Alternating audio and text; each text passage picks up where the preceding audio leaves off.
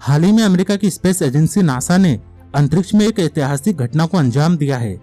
NASA के Osiris racks spacecraft ने asteroid Bennu पर सफलतापूर्वक टचडाउन किया है, यानी कि एस्टेरॉयड बेनू की सतह को छुआ है और एस्टेरॉयड बेनू पर से सैंपल जुटाने में उसे कामयाबी हासिल हुई है।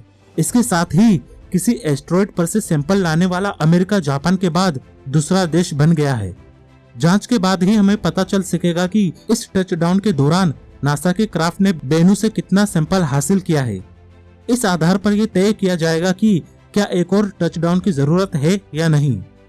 यूनिवर्सिटी ऑफ एरिजोना के लीड साइंटिस्ट डांटे लारेटा ने इस सफलता पर खुशी जताते हुए कहा है कि उन्हें विश्वास नहीं हो रहा कि इस मिशन को पूरा कर लिया गया है।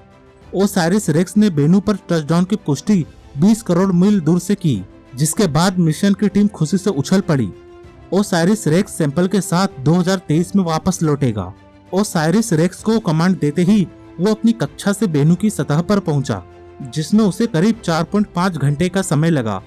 हालांकि बेनू पर पर्याप्त गुरुत्वाकर्षण नहीं है, जिससे नासा का ओसाइरिस रेक्स क्राफ्ट वहां लैंड नहीं हो सकता था। इसलिए सैंपल जुटाने के लिए क्राफ्ट को बेनू से 510 मीटर की ऊंचाई पर लाया गया।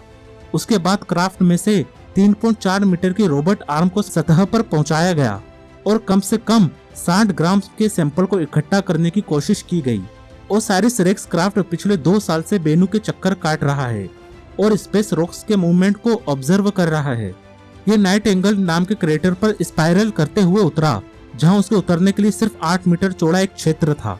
इस मिशन को इस तरह से अंजाम दिया गया है कि टचडाउन के समय कुछ सेकंड के लिए ओसाइरिस की आर्म बेनू की सतह को छूती है, जिससे क्रेटर की धूल नाइट्रोजन गैस के ब्लास्ट से उड़ने लगती है, जिसके कारण सैंपलिंग हेड में सैंपल इकट्ठा हो जाते हैं।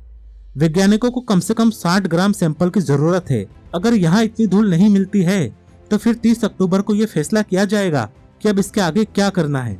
जनवरी 2021 में ही दूसरी बार बैकअप साइट पर ऑब्जर्व की जा सकेगी। इसके द्वारा लाए गए सैंपल की मदद से वैज्ञानिक सोलर सिस्टम की शुरुआत के बारे में स्टडी करेंगे। धरती पर जीवन कैसे आया, इसके रहस्य को भी ये सैंपल खोल सकते हैं। दरअसल कई रिसर्चर्स का मानना है कि धरती से एस्टेरॉयड की टक्कर की वजह से ही यहाँ जीवन पैदा हुआ था। नासा के अधिकारी एस्टेरॉयड को टाइम कैप्सूल कहते हैं, क्योंकि वो ग्रहों के बचे हुए मटेरियल से ही बने होते हैं। तो दोस्तों, आज का वीडियो यहीं समाप्त हुआ। वीडियो कैसा लगा ये आप हमें कमेंट करके जरूर बताइएगा। साथ ही इस वीडियो को लाइक भी कर दीजिएगा और अगर आप मेरे चैनल पर नए हैं तो इसे सब्सक्राइब भी कर लीजिएगा।